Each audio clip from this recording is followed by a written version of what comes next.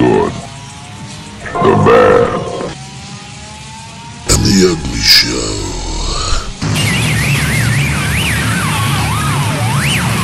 Welcome back to the Good, the Bad, and the Ugly Show. Today we are talking about occult rock. So, the late 60s and early 70s saw a resurgence in horror, Satan, and the occult, especially in literature, with Dennis Wheatley becoming very popular once again, and in the cinema with Hammer horror and the new wave of American and European horror movies hitting the theatres. This influence spilled into rock music, experimental music, and the dawns of heavy metal. Today we will take a look at 4 bands who embraced this and left behind a legacy. Dark and creepy themes have always played a part in music, since the classical age, with works such as Isle of the Dead by Serge Rachmaninoff, and most notably Night on Bald Mountain and Pictures at an Exhibition by Modest Mussorgsky. There was also a hugely popular genre known as horror in the late 50s, early 60s in America, with artists such as Bobby Pickett, Tarantula Ghoul and Sheb Wooley. But this was quite tongue-in-cheek novelty stuff that appealed more to children, that I tend to associate with stuff like Mad Monster Party, If You Know, You Know. So we will start with the band that I believe truly started off the heavy metal genre, Black Sabbath. Their debut album was recorded in 1970 and featured a creepy album cover. This was something my brother and I found in my dad's record collection at a very young age. Playing this record was like experiencing a horror movie. It opens with a rainstorm and church bells, with a terrifying apparition dressed in black.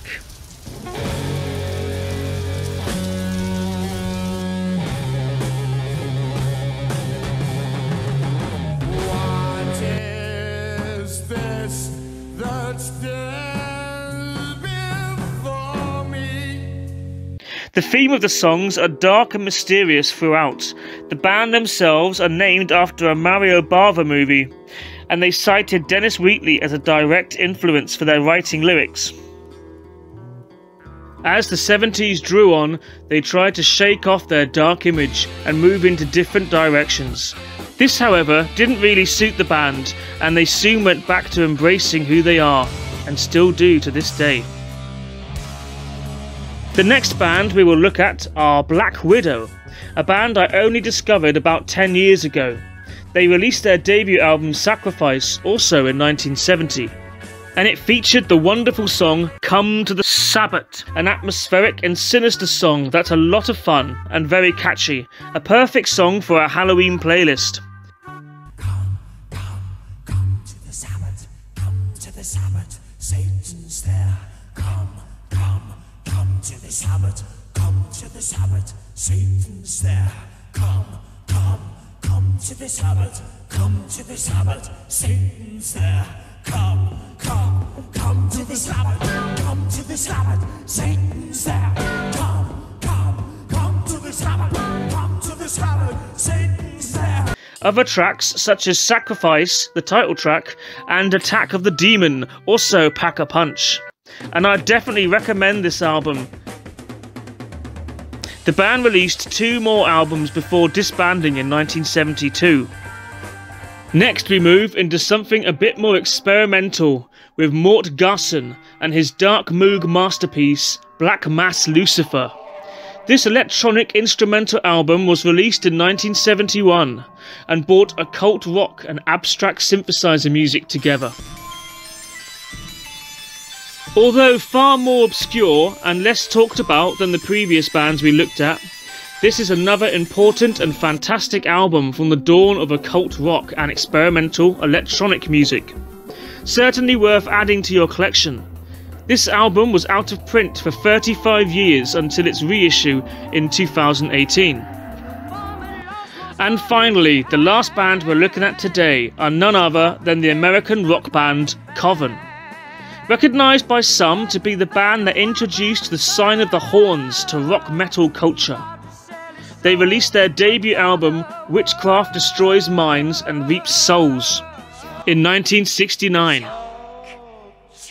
The Manson murders and Satanic Panic soon saw this album removed from the market. This is another fantastic album, and due to the 13-minute satanic mass at the end of the album, I can't help feeling that these guys were deadly serious.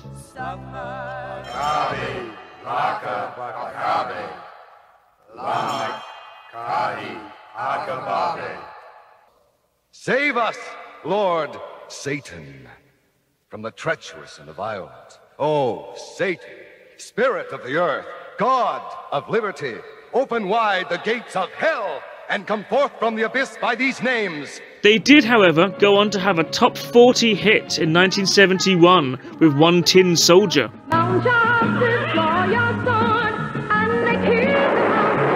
They also had a bassist named Oz Osbourne and a song called Black Sabbath, and this was before Black Sabbath had released anything on record. So, just a coincidence. So there we go. Some late 60s, early 70s Satan rock for you to investigate, or rediscover, as the case may be.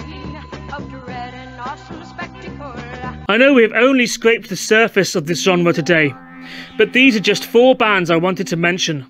The legacy has continued to this day, with amazing bands and artists performing some of my favourite music ever. As for Satan, well, I'll let this guy say it better than I ever could. It's in here, in your hearts. He's what makes us not want to go to work, or exercise, or tell the truth. He's what makes us want to party and have sex with each other all night long. He's that little voice in your mind that says fuck you to the people you hate.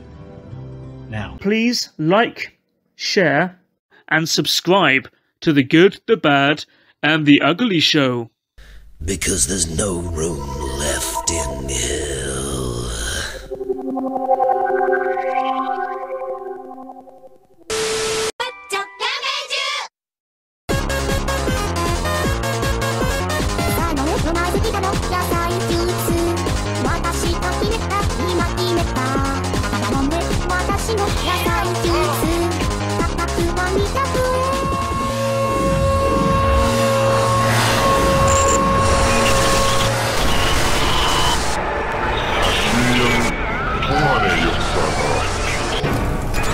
그냥 우리 땅이 아니라 존재하는 국민 여러분, 40년 동안의 역사가 격하게 소개되어 있는